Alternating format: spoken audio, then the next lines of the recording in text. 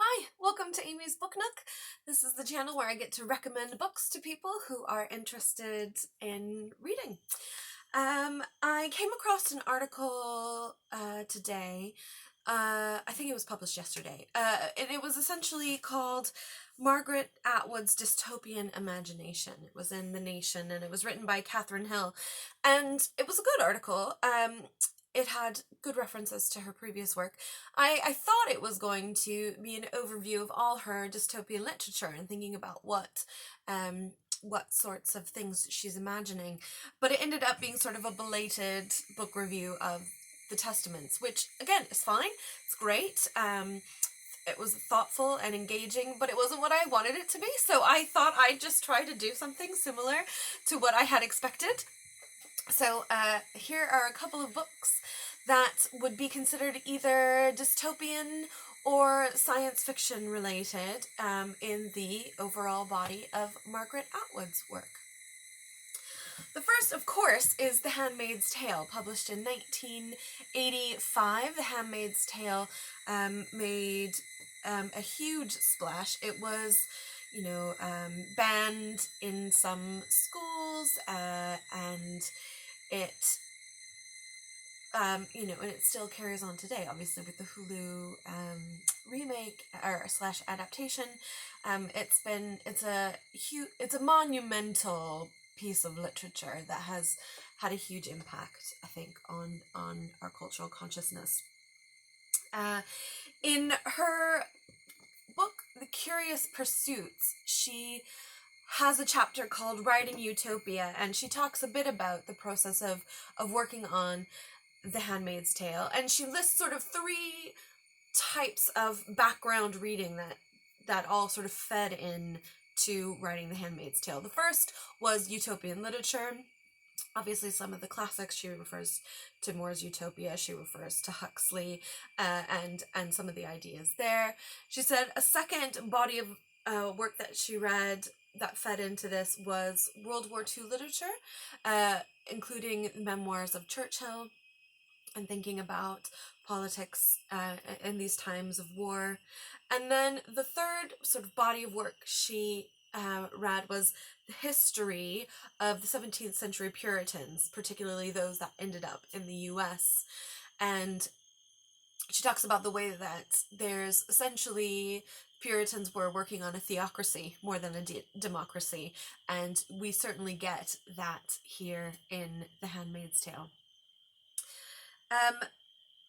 Another book that includes elements of dystopia stroke science fiction is the Blind Assassin. Originally published in 2000, it follows a woman named Iris Chase who's remembering the death of her sister, which happened 50 years prior.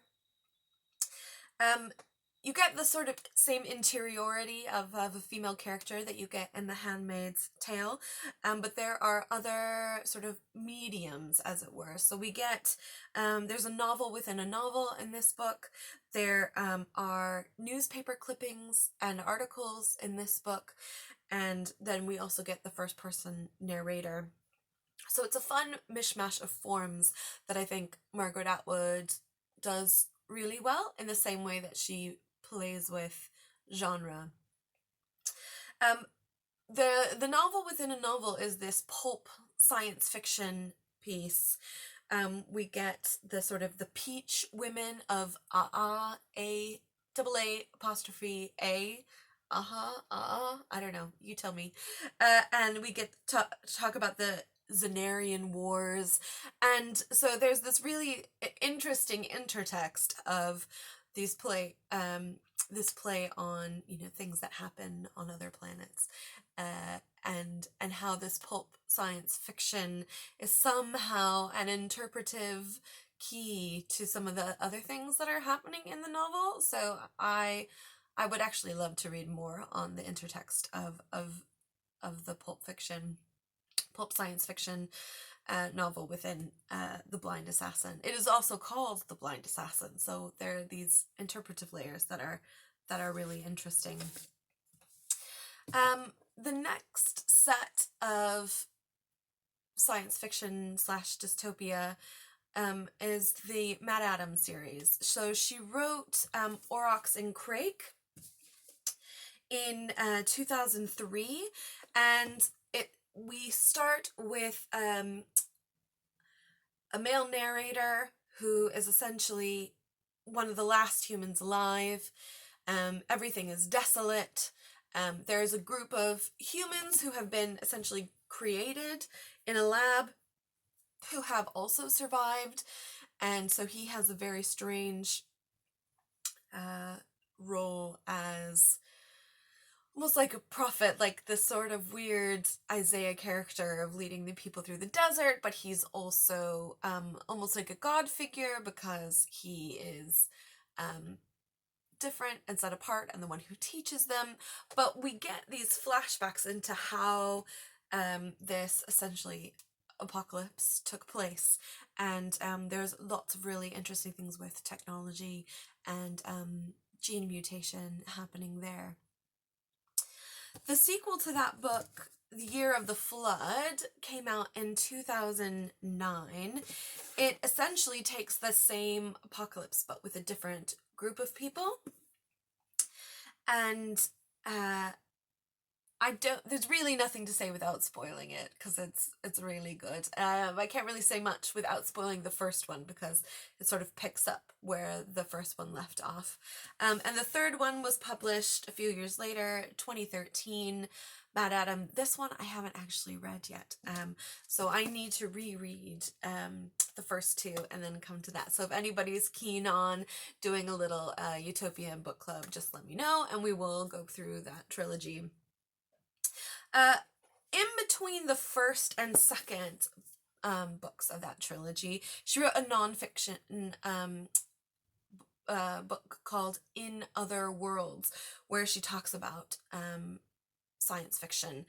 I thought it was really pleasant. It's almost like sort of strolling through a literary museum with a really intelligent curator. She walks you through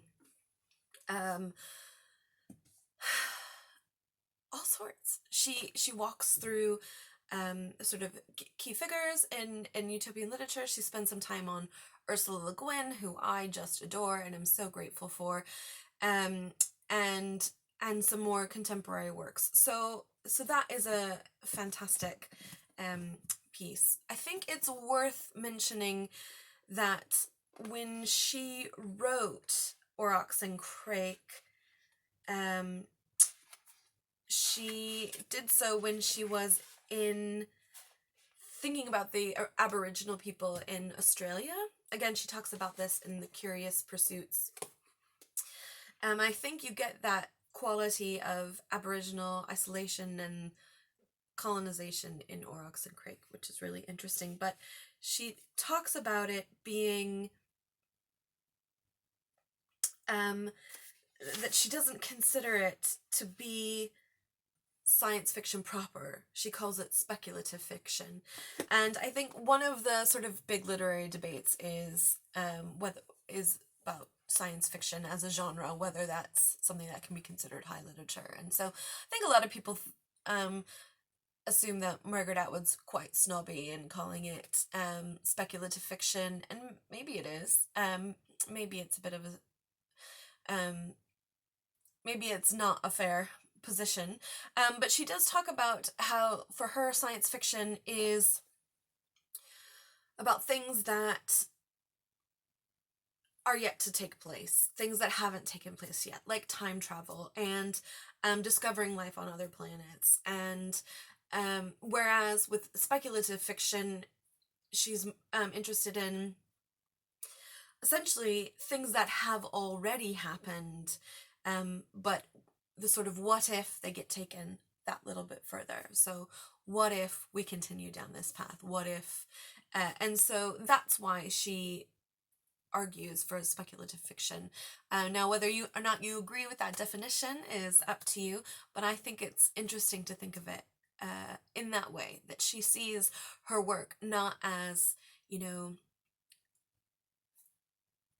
thinking about the mechanisms of a spaceship, or how to do travel through wormholes or something like that. But it's more about what possible outcomes there are for our society if we continue through threads that already exist. And I think that's a really evocative question. I mean, you know, she's sort of famously said she didn't do anything in The Handmaid's Tale that hadn't already taken place. So women not being able to have property, you know, that's already happened. So it wasn't a stretch when she made these things happen in a particular sequence, in a particular time, to create the Republic of Gilead. So that's just a little aside on genre and speculative fiction versus science fiction in her mind. Just two other books to mention. One is The Heart Goes Last. This came out in 2015. If you don't have the emotional commitment for a big old trilogy, I would recommend The Heart Goes Last, because it has that dystopian element, sort of post-apocalyptic element. We start with a couple who is essentially living out of their car, and they're trying to not get stolen from or beaten up because, you know, society has fallen apart. And so they end up joining this community that is a sort of like insular community, and the shtick is that you can live for a month in this house and, you know, contribute to society, and then the other month you live in prison. So that's how they handle this sort of the population and work, is to do this swap. It's fascinating, and there are Elvis impersonators. So, I mean, you've got everything you could ever want from Atwood. You've got humor, you've got satire, you've got really interesting sexual politics, really interesting uses of technology.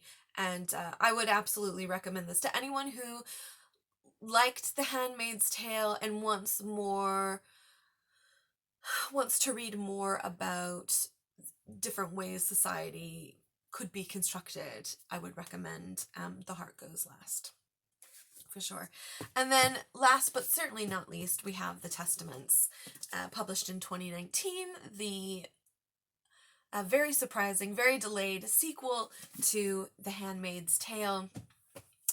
Some of the critical responses to The Testaments have been about that it's so different than The Handmaid's Tale. You don't necessarily get the same interiority of one character that you do. We're following 3 different characters, and it's action-packed, sort of fast-paced, whereas in The Handmaid's Tale, it's very slow because she's in captivity, and her action is these sort of small daily activities of going to buy oranges from the shop. So in terms of pace, it's different. In terms of character, in characterization, it's different. But another criticism is that it's almost too hopeful. And I think my response to that is, you know, the Handmaid's Tale was written in 1985, and, you know, we had Thatcherism, and we had Reagan, and we had a lot of use of religious language in political discourse. And Margaret Atwood is putting up this flag and saying, careful, look what happens when you don't separate church and state. Beware. So this is very much a warning narrative. But with The Testaments, we were freaking there, you know. We've got Boris Johnson and Trump, and we're sort of post 9/11 Patriot Act surveillance, and I think because we're in this very strange and difficult time, she's offering something, not a bleak warning, because we're there. She's offering a narrative in which women get a chance to make a difference in politics and are taken, when they're not taken seriously and they are underestimated, they are able to accomplish these really fascinating acts. So without spoilers, I think that's the best I can do in describing the Testaments. But yeah, if read more of Margaret Atwood. I think she's great. If you have any recommendations, please let me know. I would love to hear what you're reading and what you would recommend that I read. If one of the things that you liked about Margaret Atwood's The Handmaid's Tale was the sort of interiority, I would recommend two books. Let's see if I can find them here. The first is The Water Cure by Sophie McIntosh. Really fascinating tale. You've got these three sisters living in this house, and you've got some weird sort of misplaced psychoanalysis applied to the raising of these girls, but it has that sort of slow but foreboding pace. It has the sort of sense of interiority of a main character, and you get a sense of how she's trapped by the way that she perceives her surroundings. So I would definitely recommend that. One of the others I would recommend is not in my pile. It's called The End We Start From by Megan Hunter, and it follows a mother and a child, and it's sort of this eco apocalypse, and we get her waters break at the same time the Thames overfloods, and we get her sort of fleeing different places and still being a mother, and that is a really, really interesting novel. So if you like those things, I recommend those, The End We Start From. If you want something a bit more sort of action-packed, I recommend The Carolien Army by Sarah Hall. It has, again, breakdown of society, mostly ecologically based, and how the state is handling that versus other ways of living. So those are the other dystopic novels that I would recommend. I hope you are having a great day, and I wish you all the best. Thanks. Bye.